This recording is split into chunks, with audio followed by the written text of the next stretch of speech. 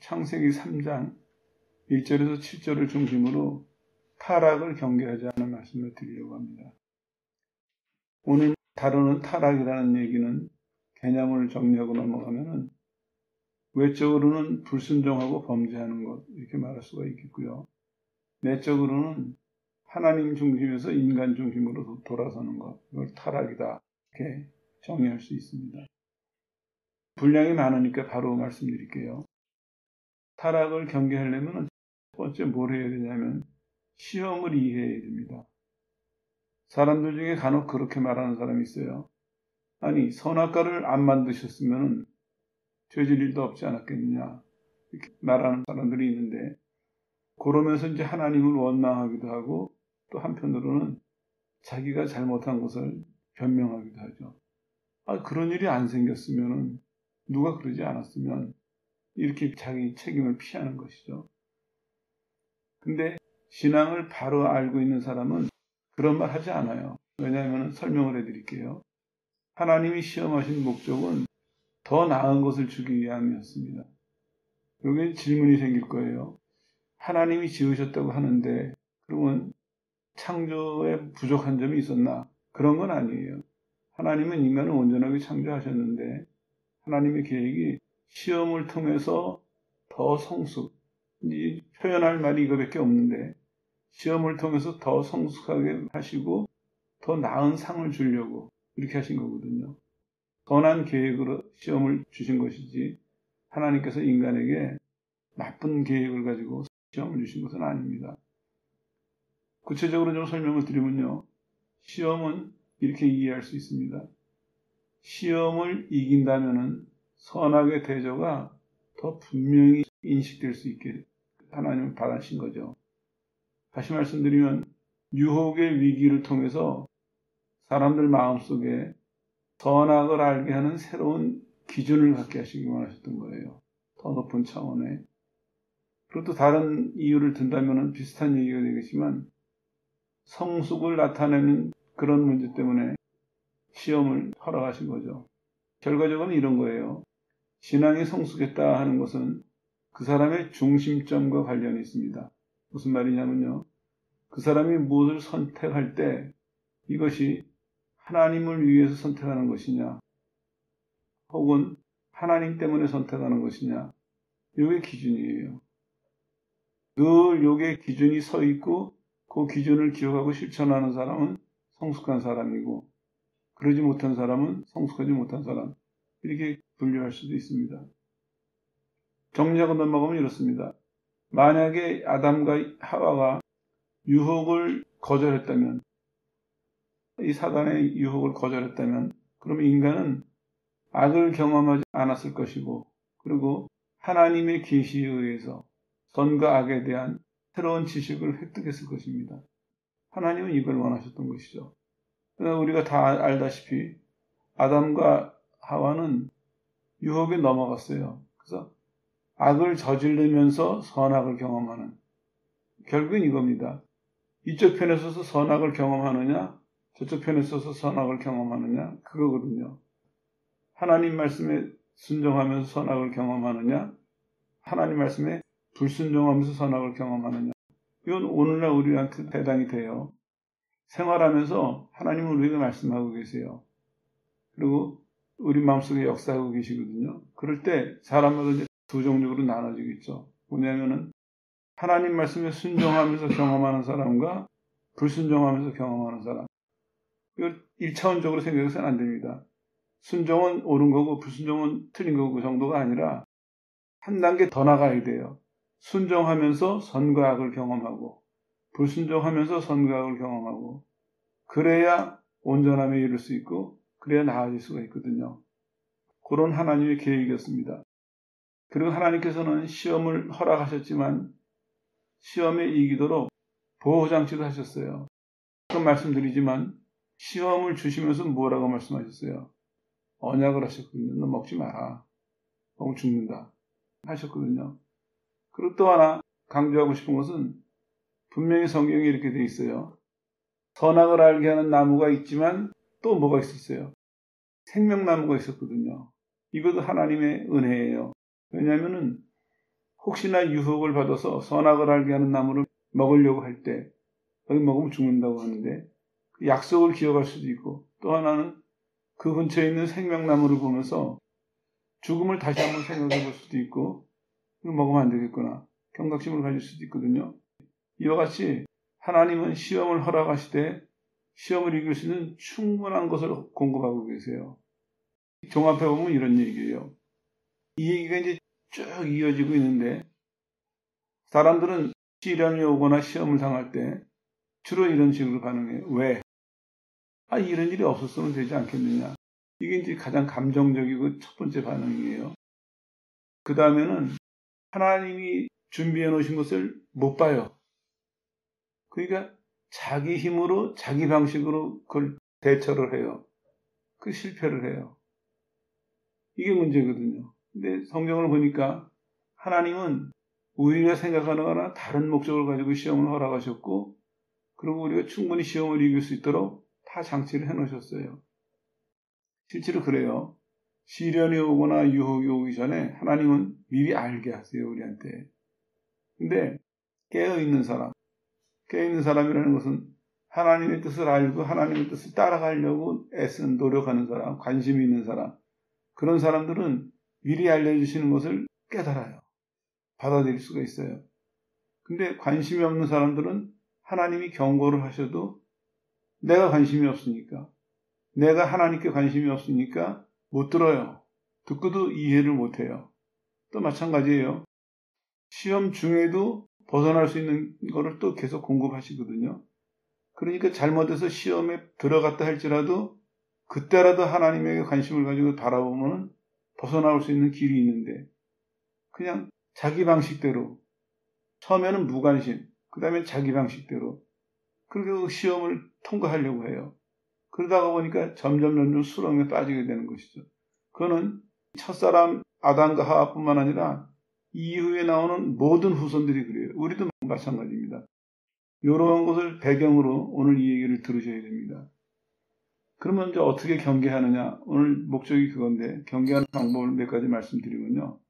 첫 번째로 먼저 마음을 살펴야 됩니다. 왜 이 말씀을 드리냐면, 사람들은 보통 죄하면은 조심해야지 행동에 관심을 갖거든요. 근데 실은 그게 아니에요. 내가 분석해 본 거는 이런 생각이 들어요. 아마 이거는 단어 때문이 아닌가. 왜냐하면은 죄라는 얘기가 신약에서 보면은 하말티아 하는 말로 가장 많이 사용됐거든요.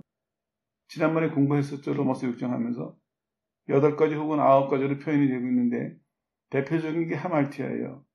원래 그 어원은 예전에 그 전사들이, 예전에 군인들이 화살을 쏘거나 창을 던져서 표적을 못 맞췄다 하는 그런 의미예요.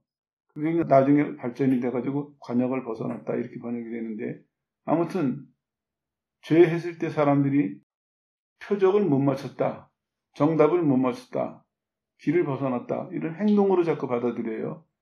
신약에서도 마찬가지예요. 신약에서도 보면 사람들이 신약을 어떻게 얘기하냐면 죄하면은 하나님이 정한 수준에 도달하지 못하는 것, 하나님을 기쁘시게 못하는 것, 하나님의 뜻에 다르게 행동한 것, 이렇게 자꾸 외적인 것을 생각하거든요. 그러다가 보니까 죄를 돌이켜라, 죄를 돌이켜야지 이러면서도 실제로는 좋은 결과가 안 나와요. 왜냐? 행동만 자꾸 관심을 가지니까. 근데 오늘 이 시간을 계기로 한번 깊이 생각을 해보세요. 마음이 움직여서 행동이 나오는 거거든요. 이거를 꼭 깊이 이해해야 돼요. 좀 이따 이제 본문을 설명해 드릴 텐데, 마음이 움직이기 때문에 행동이 나온 거거든요. 근데 믿는 사람들도 대부분 보면은 회개하라 그러면은 자꾸 자기 행동만 고치려고 해요. 조심하고. 그러던 걸 안 하면 되고, 안 하던 걸 하면 되고. 그게 되든가요?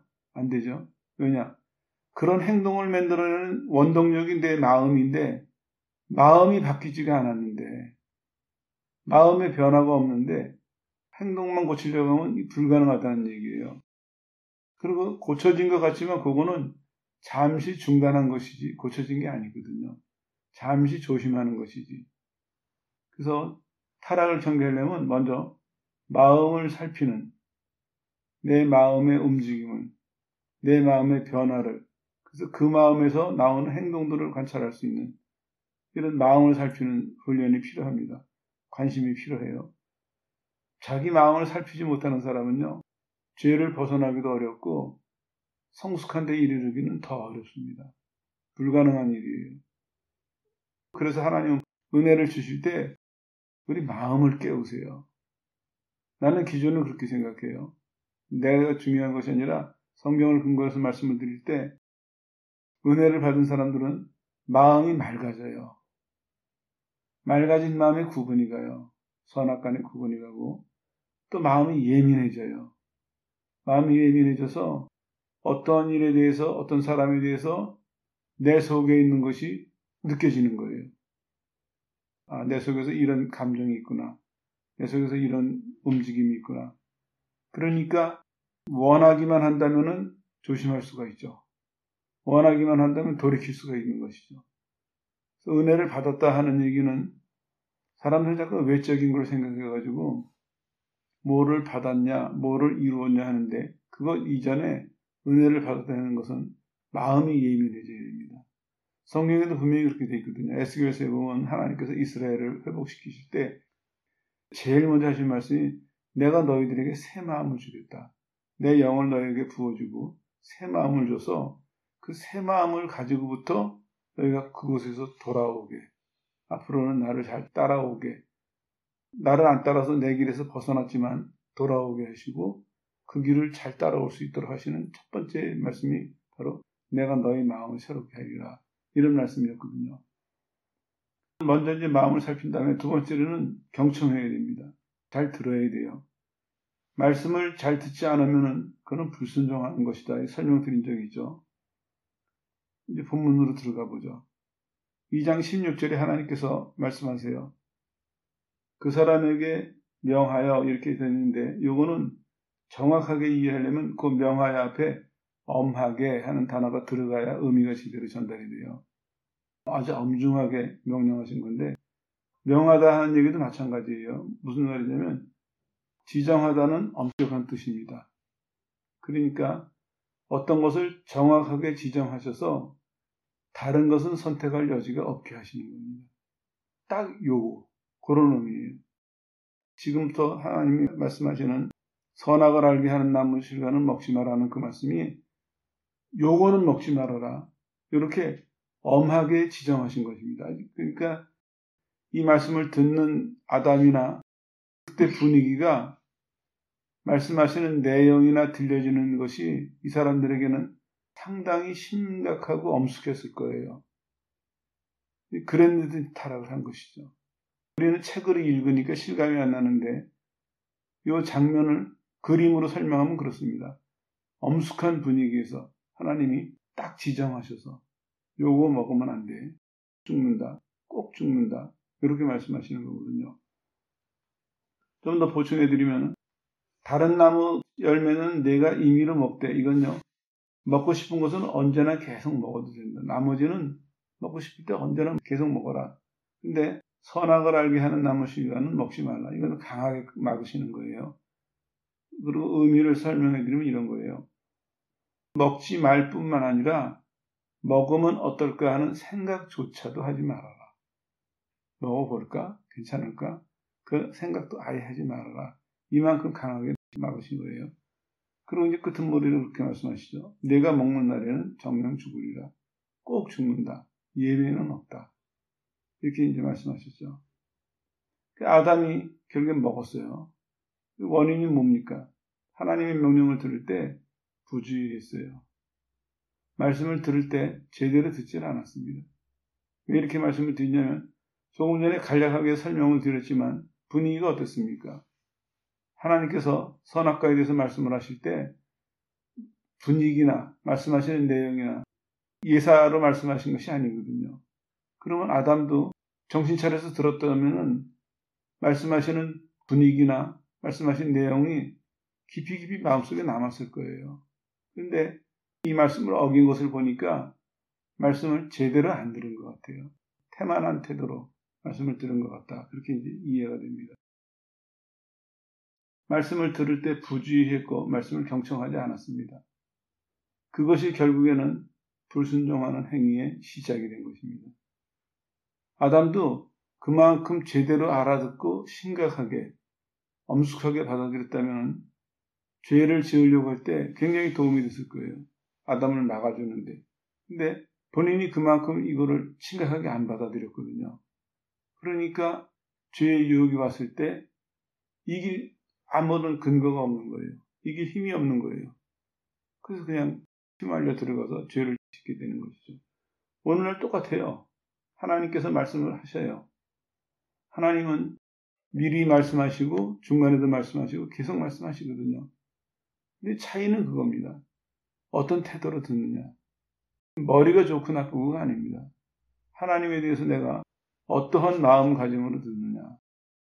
그래서 예수님이 말씀하시고 온 마음을 다 바쳐라 하신 말씀이 하나님 말씀을 내가 그만큼 신중하게 관심을 가지고 들은 사람은 하나님 말씀이 그만큼 역사를 하시겠죠.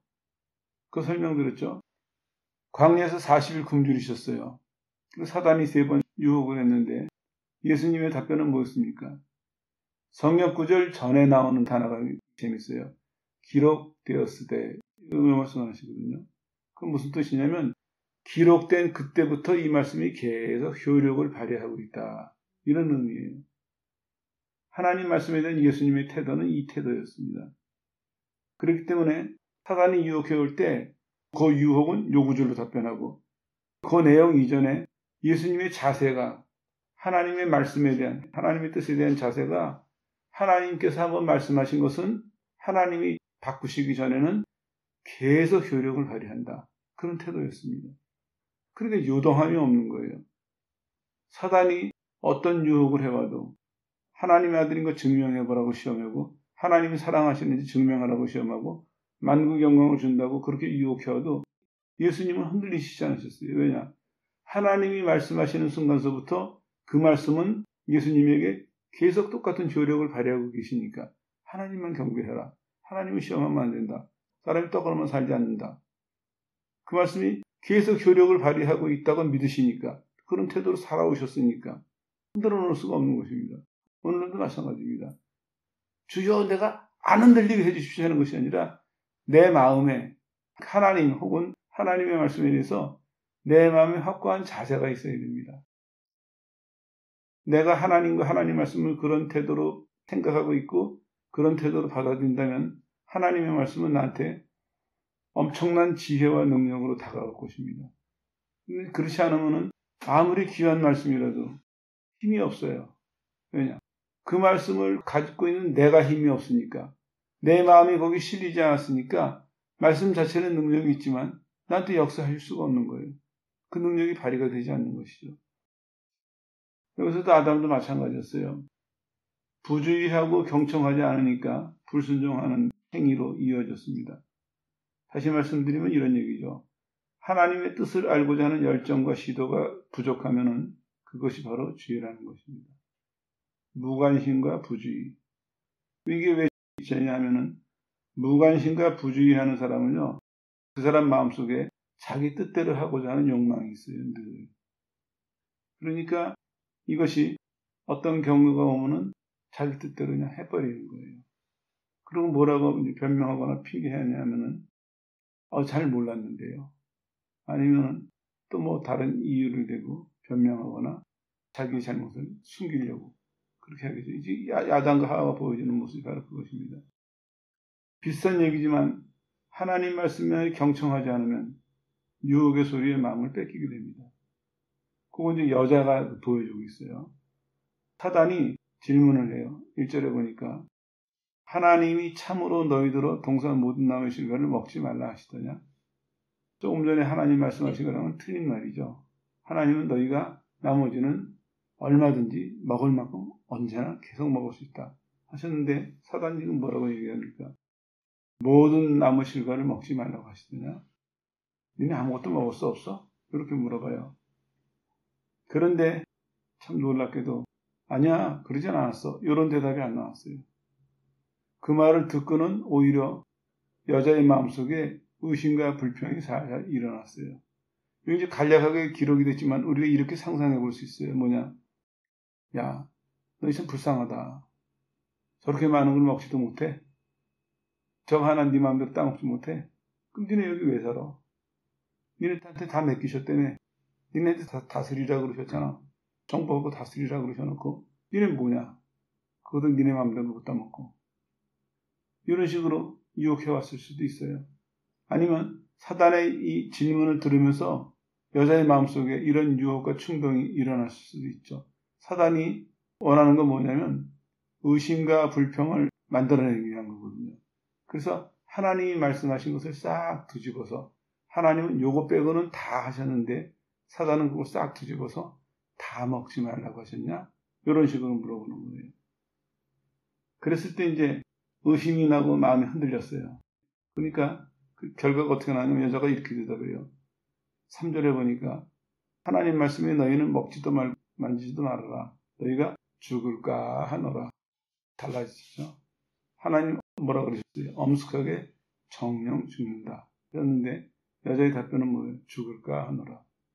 이만큼 마음이 지금 흔들리고 있는 거예요. 왜냐? 하나님이 죽는다는 절대적인 말씀을 하셨는데 이 여자는 뭐라고 대답합니까?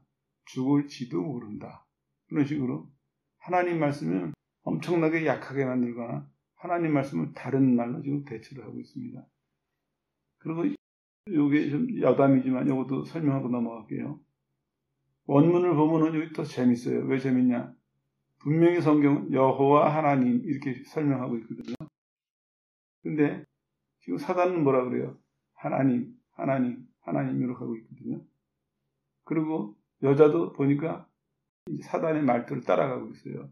차이가 뭐냐면은 여호와 하나님 하면은 우리가 보통 구약에서는 구원의 하나님 그런 의미도 있지만 창세기 이 부분에서는 천지를 창조하신 하나님의 개념이 있거든요. 그런데 사단이 그거를 천지를 창조하신 하나님에서 줄여놔요. 이제 그냥 하나님으로. 차이가 있어요. 하나님을 여호와 하나님을 천지를 창조하신 분으로 하면은 하나님이 절대적인 분이 되는 거예요. 하나님의 뜻과 계획 외에는 다른 게 없어요. 설 수가 없죠. 그분이 만드셨으니까. 그분이 다스리시니까.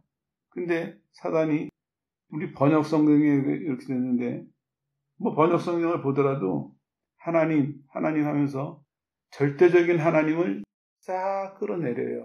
일반적인 하나님으로. 근데 놀라운 것은 하나님을 일반적인 하나님이다 지입을 말하네요. 계속 이렇게 여호와 하나님을 하나님 하면서 여자가 자기 입으로 말하도록. 시간이 많이 갔어도 설명하고 넘어가야겠네요.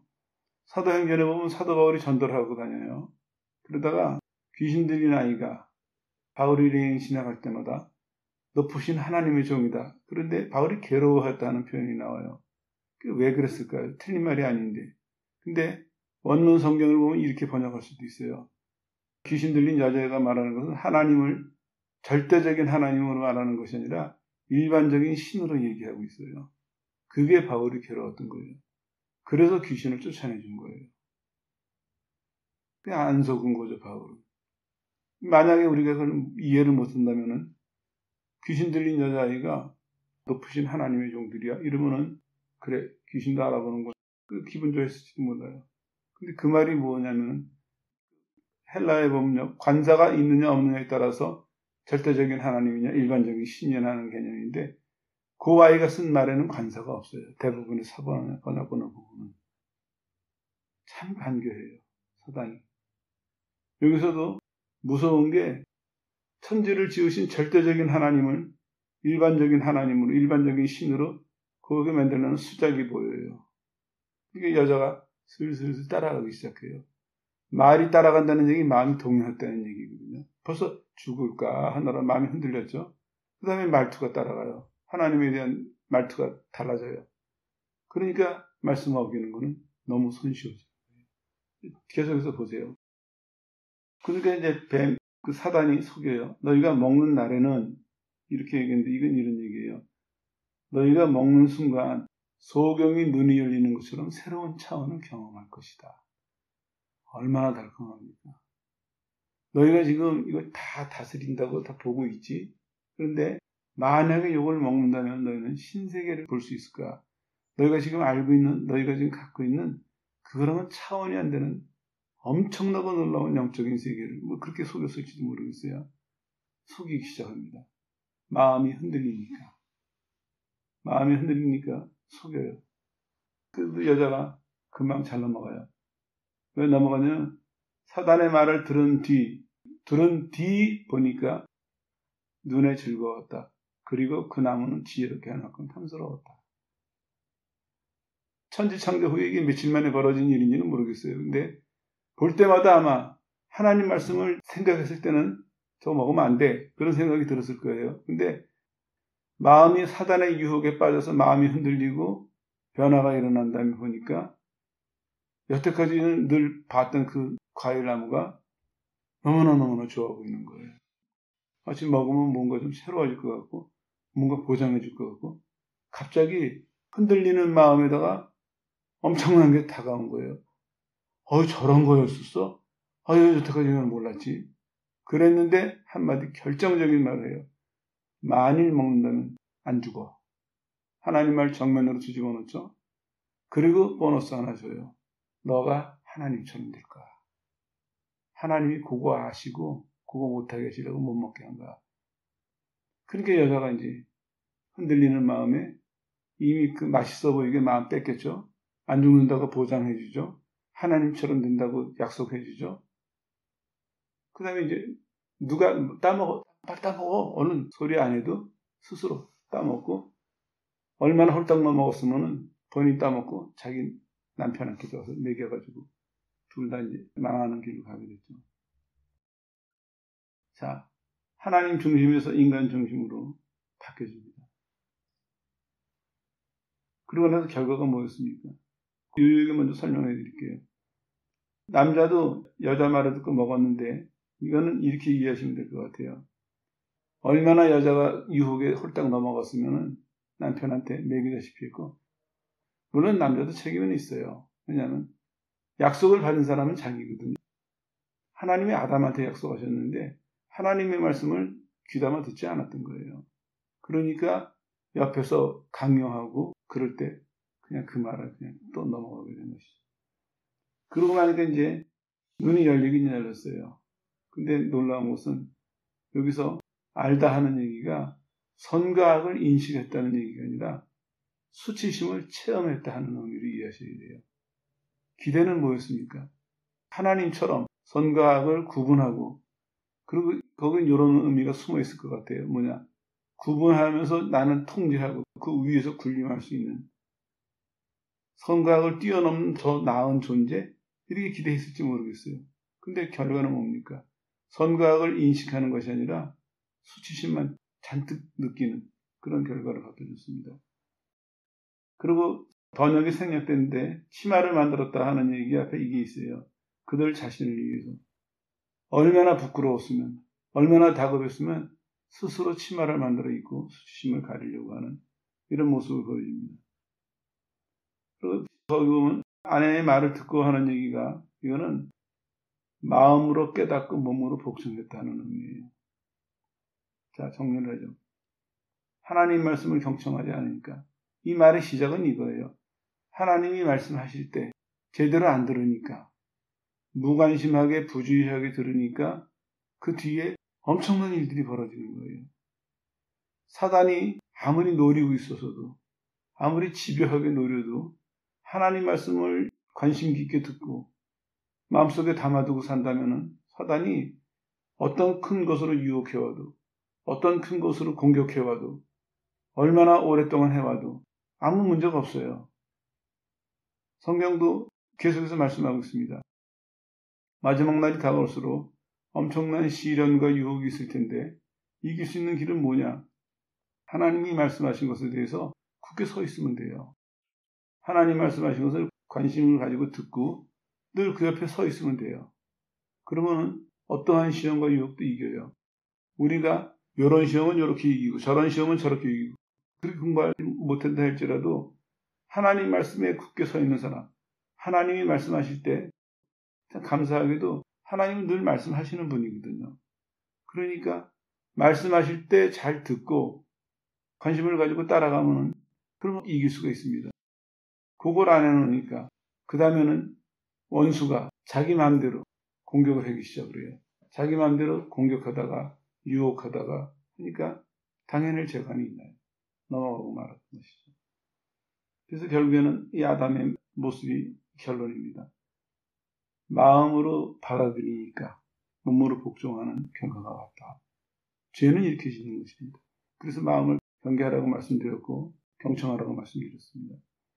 죄는요, 마음을 요동하게 만들어요. 먼저 우리의 마음을 공격해요. 그러고 나서 그 공격을 받은 마음이, 변한 마음이 행동으로 옮겨서 나타나는 결과거든요. 그 지혜로운 사람은 자신이 죄를 졌을 때 행동을 가지고 따질 것이 아니라 이 죄가 나온 뿌리인 마음을 살피고 그 마음을 고치는, 마음을 회개하는 이런 사람이 되어야 됩니다. 이러지 않으면 아까 말씀드린 것처럼 잠시 조심하고 또 반복하고 이 생활을 벗어날 수 없습니다. 세 번째로는 자백하자 하는 얘기입니다. 죄를 지었어요. 근데 하나님 오시는 소리가 들리니까 숨었어요. 근데 하나님 부르시죠. 어디냐? 부르시는데 안 나갈 수 있나요? 나갔죠. 그때 물어보세요. 넌 무슨 일 했냐? 물어보세요. 하나님은 찾아오세요. 늘 우리 마음속에, 우리 삶 속에 찾아오셔서 우리에게 질문하세요. 왜 그러실까요? 고쳐주시려고, 죄에서 구원하시려고, 하나님 뜻을 따라가게 하시려고 늘 찾아오시고 늘 질문하세요. 언제까지? 예수님 다시 오실 때까지. 그러니까 우리는 그때까지는 기회가 있는 거예요. 예수님 다시 오실 때까지 계속 찾아오시고 계속 질문하실 때 그때라도 자백하면, 자백하자는 말씀드렸죠. 요한일서 1장에 보면은 자백하자는 얘기가 동의하자는 말이에요. 허물로 오게 하는 얘기예요. 하나님이 잘못했지 했을 때 네, 맞아요. 그러면 돼요. 인정하면 돼요. 내가 하나님이 잘못이라고 하실 때, 잘못이라고 하실 때 네, 맞아요. 똑같은 말 하면 돼요. 그때 이래고요 저래고요 하면 이제 이 사람은 이제 거기서 또 기회를 놓치는 거죠. 하나님은 우리한테 자백을 받으시려고, 왜냐하면 잘못을 지적하시고 돌이키시려고 찾아오시니까 자백하면 됩니다. 그 다음에 이제 네 번째로는 이것도 축복 중에 하나예요. 징계를 달게 받자. 하나님께서 징계를 내리세요. 뱀에게는 저주를 내리시죠.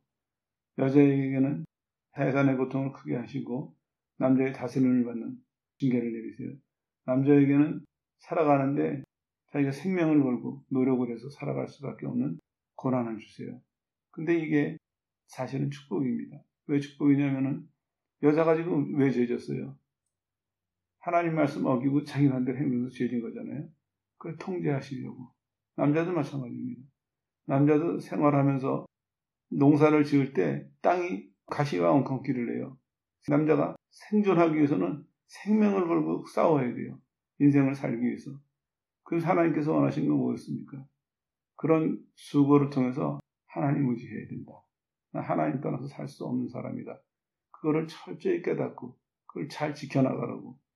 겉으로 보기는 징계지만 그 내면에는 사랑하시는 것이 포함되어 있습니다. 말씀을 안 듣고 말씀을 벗어나서 죄 지은 사람들이니까 고난을 주셔서라도 말씀을 벗어나지 않도록 그렇게 징계를 주시는 거니까 달게 받으려고 받아들여야죠. 그러고는 맨 끝에 소망을 주세요. 메시아에 대한 약속을 하시죠. 여인의 후손이 와서 너희를 구원할 것이다. 그게 소망을 주세요. 자, 정리하겠습니다. 타락을 경계하는 데 있어서 중요한 것이 마음이고, 그 다음에 그 마음이 어떤 마음이냐면 하나님 말씀에 대한 태도입니다. 마음의 태도.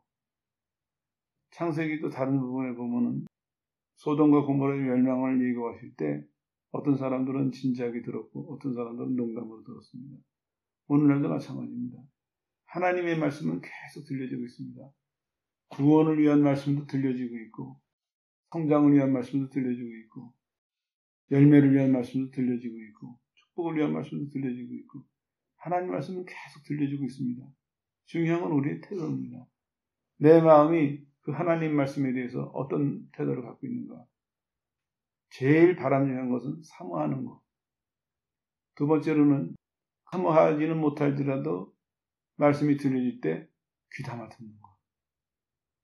세 번째로는 나빠지기 시작하는 거죠. 적당히 듣는 거, 성의 없이 듣는 거, 무관심하게 듣는 거, 여러 가지로 나눌 수가 있습니다. 왜 이 말씀을 드리냐면은 주제가 타락을 경계하자인데 여러분은 여러분의 신앙생활이 어떻습니까? 하나님은 끊임없이 말씀하시는데 지으신 천지 만물을 통해서도 말씀하시고 양심을 통해서도 말씀하시고 특히 오늘날은 설교를 통해서 말씀하시고 성경을 통해서 말씀하시고 성령으로 말씀하시고 하나님은 끊임없이 말씀하시는데 우리는 과연 그 말씀에 대해서 내 마음의 태도는 어떤가? 그걸 생각해 보십시오. 그리고 한 가지 더 덧붙인다면 내 자신뿐만 아니라 이 시대를 살아가는 사람들에 대해서 하나님은 끊임없이 말씀하시는데 나는 어떤 태도로 살아가는가? 나랑 상관없으니까. 저 사람은 문제니까. 우리는 그 소리는 다 흘려버리고 살아갑니까? 아니면은 내 자신에 대한 말씀을 귀담아 듣고 더 나아가서 다른 사람이 하시는 말씀도 귀담아 들어서 그 사람에 가서 전해줘서 살려낼 사람은 살려내고 바르게 세울 사람은 바르게 세우고 우리는 어떤 자세입니까? 이 시간에 제목은 부정적으로 경계하자 했지만 한번 여러분의 마음의 태도를 깊이 살펴보시고 내가 내 마음의 태도를 어떻게 해야 될까? 나한테 대해서 하시는 말씀, 이 사회에 대해서, 이 시대에 대해서 하시는 말씀에 대해서 나는 어떤 태도를 취해야 될까? 이렇게 한번 생각하고 하나님 앞에 새로운 결단을 하는 그런 시간 되시기를 주 예수 이름으로 축원합니다.